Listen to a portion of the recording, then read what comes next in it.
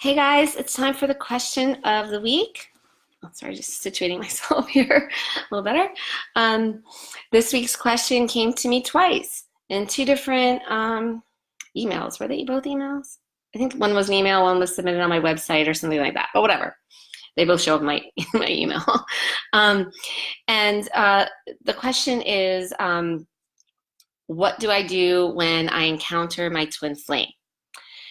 And this answer, like every other one, it seems, has different answers depending on where you exactly are in the process of your journey and your, situation, circumstance with your twin flame. I will say, I'll start it out with some people, have always constant contact with their twin flames. Like, for instance, if they work together or like they share kids, or they might even still be married to their twin flames, right? Those people, I mean, tend to have to see their twin flame, encounter their twin flame all the time, and whatever. What I tell my students when they're starting out with me, when that happens, when they're in those situations, to keep it to a minimum as much as possible. Um, you know, I mean, it's hard, but if you're gonna like see each other every few days or every week or something to exchange kids, for example, if you share custody with your kids, just leave it at that. Kids drop off. You don't even have to talk or look at your twin flame. As little as possible. If you work with your twin flame, keep it only business, business, and as little as possible interaction. If you're married to your twin flame, and I mean, I don't know, apparently, I guess if you're coming from me, it's not working out very well. So really, do you need to be living with your twin flame and seeing them? No, really, try your hardest to make as much physical distance as possible between you guys, or interaction, as little physical interaction as possible. That only makes your work on this journey easier in the beginning. This was not the case of the two people that I received this question from this week, but I just want to put that out there. There are people in situations where they do interact with their twin flame constantly, and it does make it so much more challenging, especially in the beginning, so much more challenging to do this journey. I see with my students that are in these situations all the time. It's not impossible.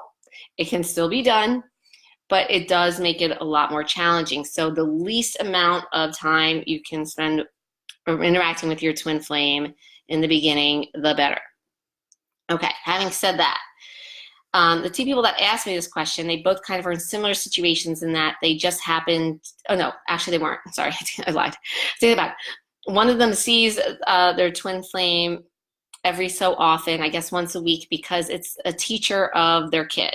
And so they have to bring their child to this lesson or whatever, after school or whatever, and the twin flame is the teacher of that lesson. So in those instances where you just have to see, you might run into your twin flame like, once a week or something. Again, it's almost like what you would do with if you share custody of kids with your twin flame, but you don't live together, right? It would be like, well, first of all, can you have someone else drop your kid off, or can you not go in? Can you drop your kid off at the door, watch them go inside, then when they come out, wait for them outside in the car or something? I mean, there's many ways to work it. You don't have to just go in and always talk to your twin flame, right? You can make it so you don't interact with that twin flame. Can the other parent take your child? Things like that. Can you carpool? Have other parents take your child?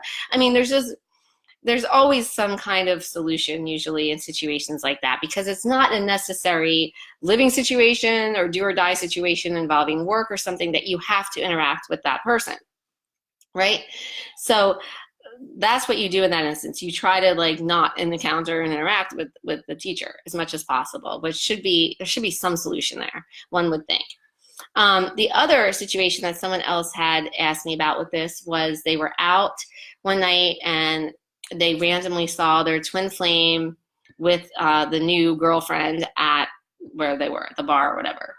And when this happens, totally unexpected, running into your twin flame somewhere, is when you don't know they're going to be there, you don't think there's any chance of seeing them out of the blue. That means your soul brought your twin flame into your physical reality. What that means is that if you've been working aligning and balancing your energy and shifting closer into alignment with your soul, that guess what? That means you've been doing so well. You are doing it because you have been able to neutralize your shared energetic field with your twin flame, and those push-pull energies enough for your soul to be able to bring you physically into the same realm. The situations, the circumstances of the what happened, like that your twin flame was with another girlfriend or something, is irrelevant. What the twin flame says to you is irrelevant. In fact, when that happens, the only thing that matters is that you see the twin flame. The twin flame doesn't even have to see you. The twin flame, it's better if they don't even see you. This isn't about what your twin flame sees or knows. This is about what you are doing and what you see and know. And all you have to know is that your soul brought you together physically into the same physical space, that your twin flame is starting to be magnetized in. That's how it starts, right? And just random encounters sometimes, and they don't even have to see you. You don't have to have any kind of interaction. You just have to know. All that you need to know is that they are coming into your physical world. And that means you just keep doing what you've been doing because you're doing awesome. And that's what that shows. So really, in terms of encountering a twin flame, it does depend on these various situations, right? Everyone's journey is unique and individual physically and how it's playing out physically. So, it's basically in the very beginning when you just start, trying to work with your energy and stuff. It's very challenging to do that when your twin flame is constantly showing up in your physical world, right? And when your twin flame is always constantly there anyway, that's not your soul bringing you together because you've done the work and you've balanced enough. No, it's just because they've always been there, right? So it just makes it a lot easier to just do the energy work and also to then see the results and see that your soul that you've done enough balancing that your soul's starting to bring your twin flame in, because your soul is doing it because you've done the balancing, instead of your twin flame just always having been there, and then you don't know if you've done the balancing or not because they've always been there, right? So you don't know if your soul's bringing them in this time or not, because yesterday they were here and you weren't balanced, right? Am I making any sense? I hope that makes sense. So anyway, I'm getting a call. That's weird. Calls me.